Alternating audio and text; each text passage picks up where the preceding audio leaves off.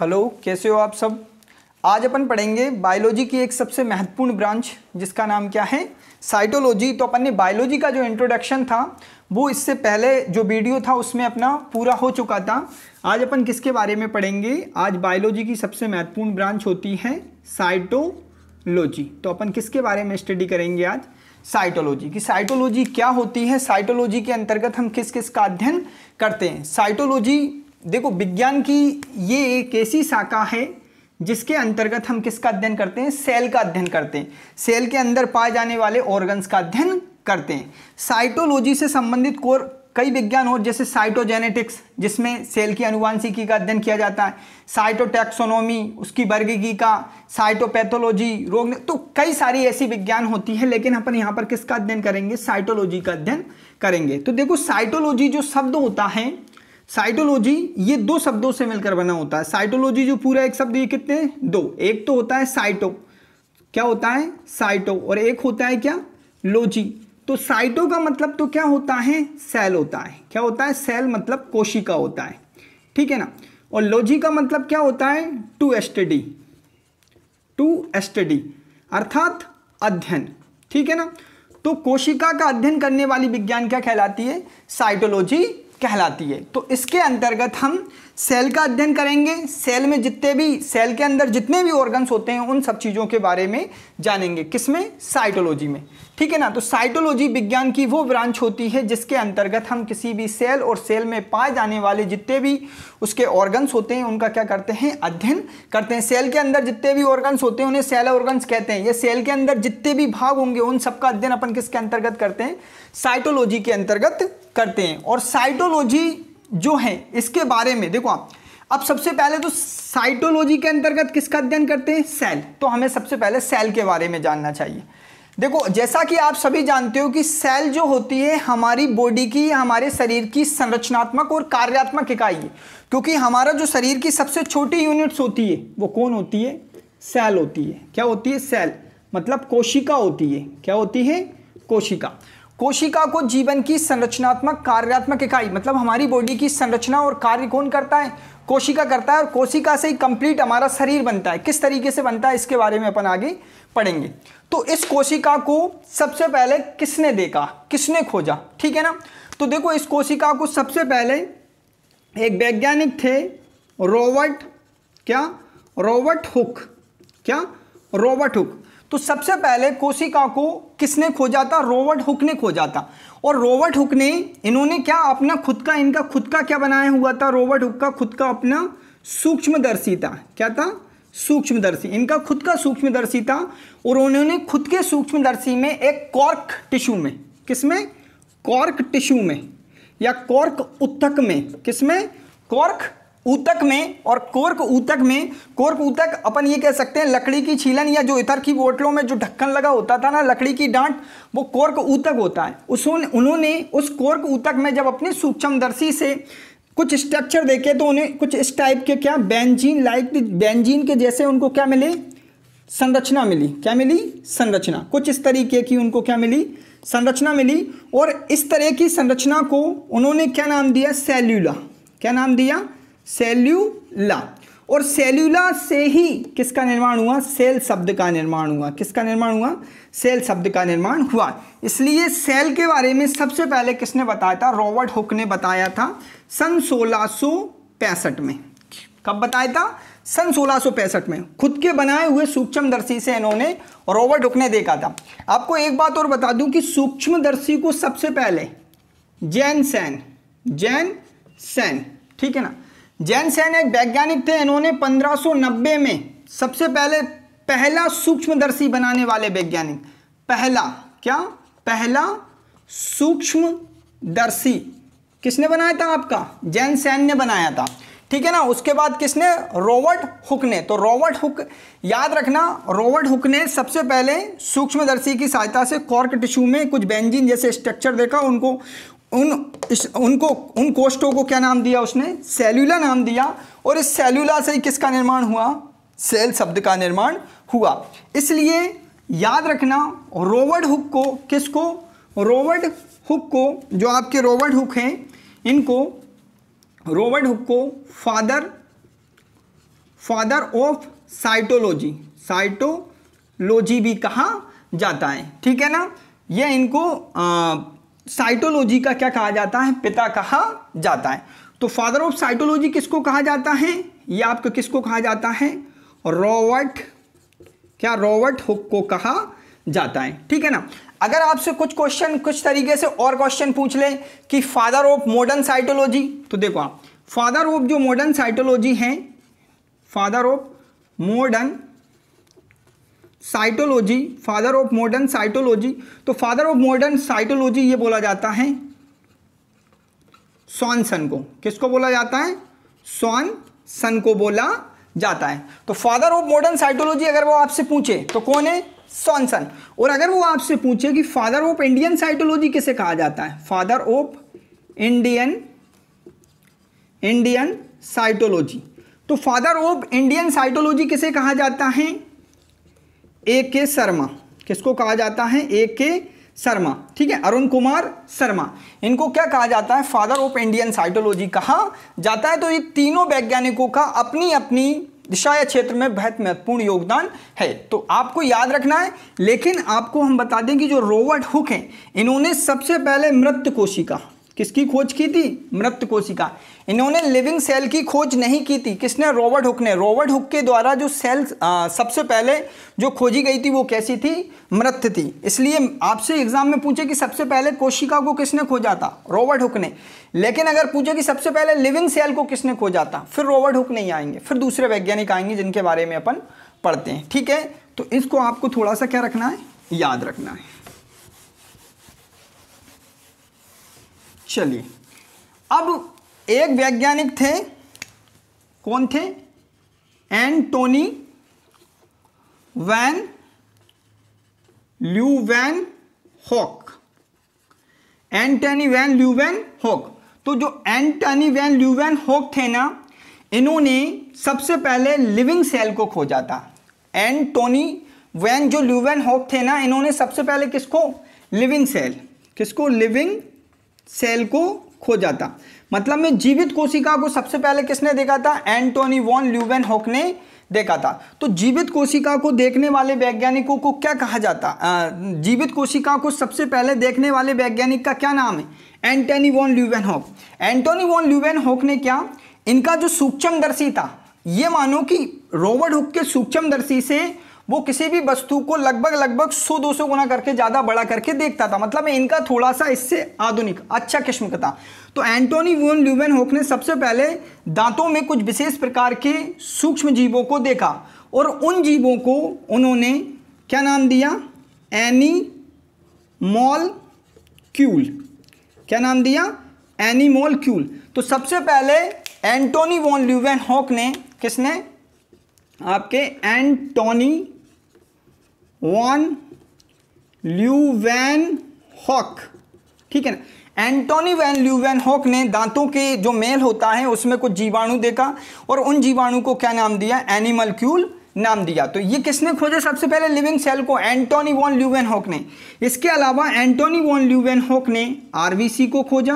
किसको खोजा, आरबीसी के बारे में खोज की। इसके अलावा इन्होंने शुक्राणु के बारे में खोज की। किसके बारे में, शुक्राणु। इसके अलावा इन्होंने प्रोटोजोआ के बारे में खोज की, प्रोटोजोआ, ठीक है ना। तो इसके अलावा इन्होंने जीवाणु कोशिका को देखा। याद रखना, जीवाणु कोशिकाओं के बारे में तो सबसे इनको फादर ऑफ बैक्टीरियोलॉजी भी कहा जाता है, जीवाणु विज्ञान के पिता। क्या भी बोला जाता है इन्हें, जीवाणु विज्ञान का पिता। किसको बोला जाता है, एंटोनी वॉन ल्यूवेनहॉक को जीवाणु विज्ञान का पिता बोला जाता है। किसको, एंटोनी वॉन ल्यूवेनहॉक को। इन्होंने आपसे पूछ ले कि आरबीसी की खोज सबसे पहले एंटोनी वॉन, शुक्राणु की, प्रोटोजोआ और जीवाणु कोशिकाओं को सबसे पहले इन्होंने ही देखा था। किसने देखा था, एंटोनी वॉन ल्यूवेनहॉक ने। तो एंटोनी वॉन ल्यूवेनहॉक ने माइक्रोबायोलॉजी के क्षेत्र में बहुत ही कार्य किए थे, ठीक है ना। तो किसी वैसे तो फादर ऑफ बैक्टीरियोलॉजी ही इनको बोला जाता है, जीवाणु विज्ञान के पिता इनको कहा जाता है। इसके बाद में देखो आप, ये खोज होती चली गई धीरे धीरे। इसके बाद में दो वैज्ञानिक आए, नॉल और रस्का। उन्होंने कुछ आधुनिक उन्होंने फिर किसको बना डाला, इलेक्ट्रॉन सूक्ष्मदर्शी को बना डाला। तो वो खोज धीरे धीरे क्या हो गई। तो अगर ये भी पूछ ले कि सबसे पहले जो सूक्ष्मदर्शी था इलेक्ट्रॉन सूक्ष्मदर्शी, क्या इलेक्ट्रॉन सूक्ष्मदर्शी सबसे पहले किसने बनाया था, तो ये बनाया था नॉल एवं रस्का, दो वैज्ञानिक थे, नॉल एवं रस्का। इन्होंने सबसे पहले क्या बनाया था, इलेक्ट्रॉन सूक्ष्मदर्शी के बारे में बताया था। किसने बताया था, नॉल और रस्का ने बताया था। तो आपको ये थोड़ा सा क्या याद रखना है, ठीक है। किसने बताया था, नॉल और रस्का ने बताया था। चलिएगा अब अपन आगे चलते हैं किस पर, सेल थ्योरी। किस पर, सेल थ्योरी। ये तो साइटोलॉजी, अब अपनी क्या है, सेल थ्योरी, ठीक है। सेल थ्योरी, और जिसको हम हिंदी में कहते हैं कोशिका सिद्धांत। क्या, कोशिका सिद्धांत। तो कोशिका सिद्धांत के बारे में कौन कौन वैज्ञानिकों ने क्या क्या अपने मत दिए थे। तो देखो आप, सेल थ्योरी दो वैज्ञानिकों ने दी थी। कितने वैज्ञानिक ने दी थी, दो वैज्ञानिक थे। सेल थ्योरी देने वाले कितने वैज्ञानिक थे, दो वैज्ञानिक थे। एक तो थे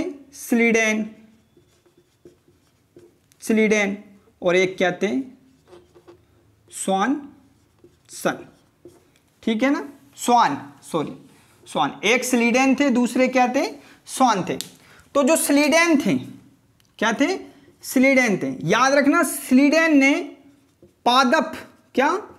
पादप कोशिकाओं के बारे में बताया था।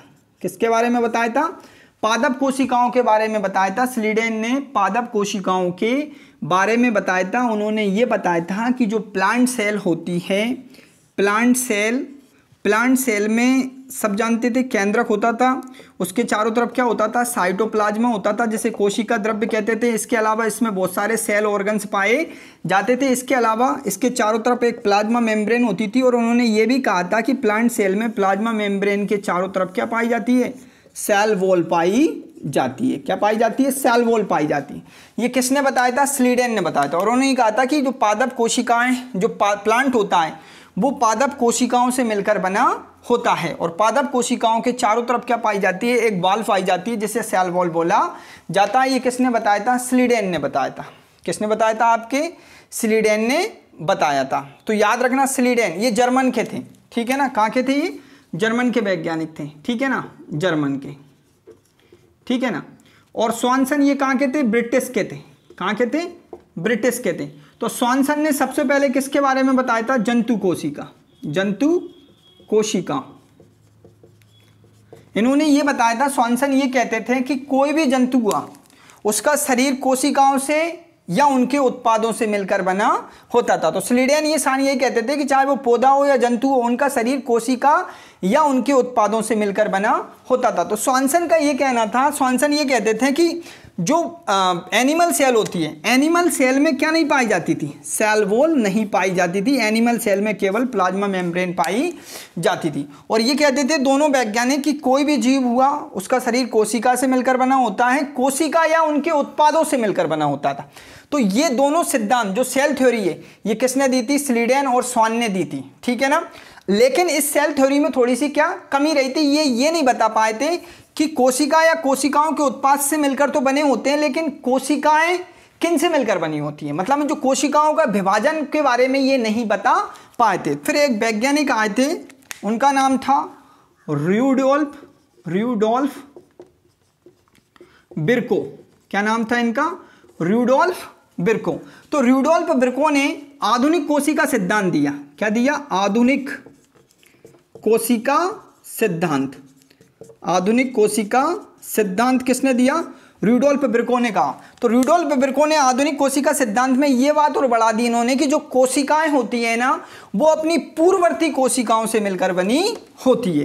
तो र्यूडोल्फ बिर्को ने बताया कि जो कोशिकाएं होती है ना, वो किससे बनी होती है, अपनी पूर्ववर्ती मतलब में पुरानी कोशिकाओं से मिलकर बनी होती है। तो ये आधुनिक कोशिका सिद्धांत था। इन सिद्धांत के अनुसार कि कोई भी जीव हुआ, कोशिका उनके उत्पाद से मिलकर बना होता है। कोशिका नई कोशिका अपनी पूर्ववर्ती कोशिकाओं से मिलकर बनी होती है। कोशिकाएं जीवन की संरचनात्मक और कार्यात्मक इकाई होती है, मतलब में जो सेल होती है उसी से ही हमारी बॉडी का निर्माण होता है, संरचना करती है। कार्य भी, हम जितने भी हमारे अंदर जितने भी सिस्टम होते हैं वो सब सेल से मिलकर बने होते हैं, तो कार्यात्मक इकाई भी इसको बोला जाता है। इसके अलावा कोशिका में खुद का जीव द्रव्य होता है। कोशिका अकेली एक कोशिका को स्व नियंत्रित इकाई भी बोला जाता है, मतलब में कई जीव यूनिसेल्युलर होते हैं तो वो अकेली कोशिका से ही अपने शरीर को क्या जिंदा रख सकते हैं। तो इन्होंने कोशिका के महत्व को बड़ा विशेष बताया था। लेकिन याद रखना, जो सेल थ्योरी होती है, जो आपकी सेल थ्योरी होती है, ये सेल थ्योरी वायरस पर फॉलो नहीं होती है। किस पर फॉलो नहीं होती है? ये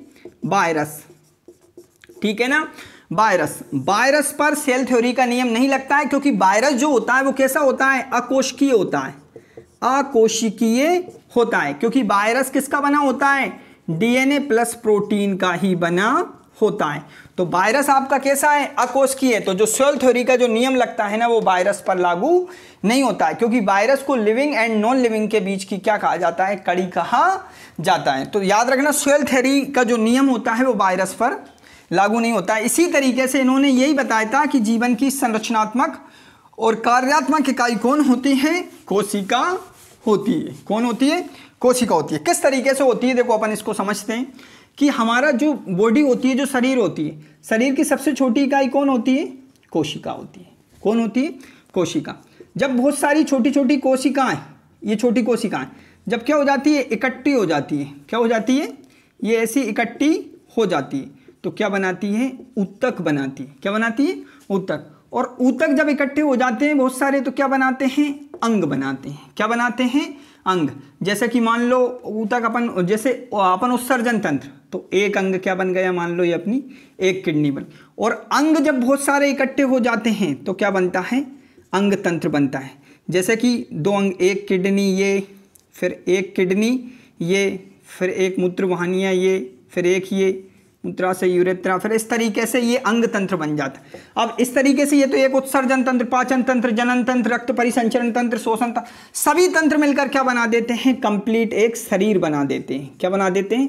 शरीर, या एक ऑर्गेनिज्म, या एक जीवधारी बना देते हैं। क्या बना देते हैं? एक जीवधारी बना देते हैं। और एक जीवधारी का कंप्लीट क्या बना देते हैं? शरीर बना देते हैं। ये जीवधारी मिलकर क्या बनाते हैं? जीव संख्या। क्या बनाते हैं? जीव संख्या बनाते हैं। जीव संख्या मतलब पूरे जीवधारी इकट्ठा होकर क्या बनाते हैं? जीव संख्या, पॉपुलेशन। और जीव संख्या इकट्ठा होकर क्या बनाती है? एक समुदाय बनाती है। क्या बनाती है? समुदाय, जिसको हम क्या कहते हैं? कम्युनिटी कहते हैं। क्या बोलते हैं? कम्युनिटी कहते हैं। मतलब अब आपका क्या बन गया? समुदाय बन गया। क्या बन गया? समुदाय। और जो समुदाय इकट्ठा होकर क्या बनाते हैं? पारिस्थितिक तंत्र बनाता है। क्या बनाता है? पारिस्थितिक तंत्र या इकोसिस्टम बनाता है। वो इकोसिस्टम बहुत सारे इकट्ठे होकर क्या बनाते हैं? जैव मंडल बनाते हैं। क्या बनाते हैं? जैव मंडल। और ये जैव मंडल और सब जैव मंडल मिलकर क्या बनाते हैं? एक ग्रह बनाते हैं। तो इस तरीके से, और ये जैसे कि धीरे धीरे ये क्रिया बढ़ती चली जाती है, मतलब ये यूनिवर्स की ओर, ठीक है ना। तो कहने का मतलब होता है कि ये क्रिया चलती रहती है। अब इकोसिस्टम जो है, पारिस्थितिक तंत्र, ये चीज यहीं से ही समाप्त नहीं होती है। सेल से छोटी, सेल के अंदर भी कुछ चीज और होती है। जैसे सेल के अंदर कौन कौन होते हैं? सेल के अंदर कौन होता है? परमाणु होता है। परमाणु से मिलकर क्या बनते हैं? अणु बनते हैं। अणु, और इसके अंदर क्या भी होते हैं? यौगिक होते हैं। जब अणु इकट्ठे हो जाते हैं तो ये सब चीजें, ये नॉन लिविंग चीजें, तो ये नॉन लिविंग चीजें इस लिविंग सेल के अंदर पाई जाती है और ये क्रिया इस तरीके से चलती रहती है। तो ये आपका क्या हुआ है? साइटोबायोलॉजी का ये अपना पार्ट फर्स्ट है। इसके बाद अपन इसके अंदर सेल ऑर्गन्स के बारे में पढ़ेंगे कि कौन कौन से सेल ऑर्गन्स है। सेल के बारे में भी पढ़ेंगे, कौन से बड़ी छोटी, तो इन सब चीज़ों का अपन क्या करेंगे? अध्ययन करेंगे। सेकंड पार्ट में अपन इसको जानेंगे। ठीक है।